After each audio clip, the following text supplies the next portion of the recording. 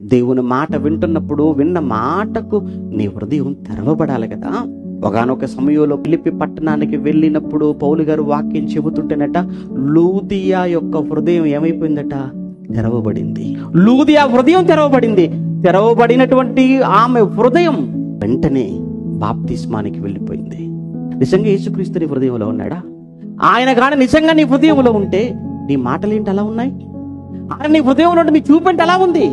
ఆయన నిజంగా నీ హృదయంలో ఉంటే నీ ఆలోచనలు ఏంటయ్యా ఇలా ఉండిపోయాయి? వద్దు. నిజంగా యేసు నీ హృదయంలో ఉంటే నిన్ను చూస్తున్న వారికి నీలో కనిపించవలసింది యేసు కనపడాలి. కేవలం మాటల్లో కాదు. మాటల్లో ఈ మధ్యకాలంలో మామూలు కూడా నిలబడి ఓ యేసు కోసం అంత గొప్పగా, ఇంత గొప్పగా, బైబిల్ కోసం అంత గొప్పగా.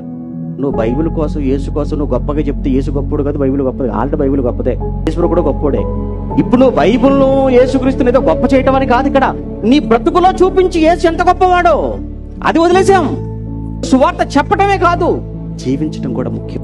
చెప్పడం నెక్స్ట్, ఫస్ట్ ప్రవర్తించడం ముఖ్యం, చాలా ప్రాముఖ్యం. నువ్వెంత చెప్పు, ముందు వాడు నిన్నే చూస్తాడు. అందుకే ఈ లోకానికి వచ్చాడు యేసుక్రీస్తు. నిజమే, లోకానికి వచ్చిన యేసుక్రీస్తు ఎక్కడికి రావాలని ఆయన కోరుకుంటున్నాడు. పరమందున్న తండ్రి కూడా ఎక్కడికి వెళ్ళాలి అని ఆ తండ్రి కూడా ఆశపడుతున్నాడు అంటే మన హృదయంలోనికి. ఎప్పుడైతే యేసు మన హృదయంలోకి వస్తాడో ఉంటాడో అప్పుడు మనకు ప్రతిరోజు పండుగే కదండి.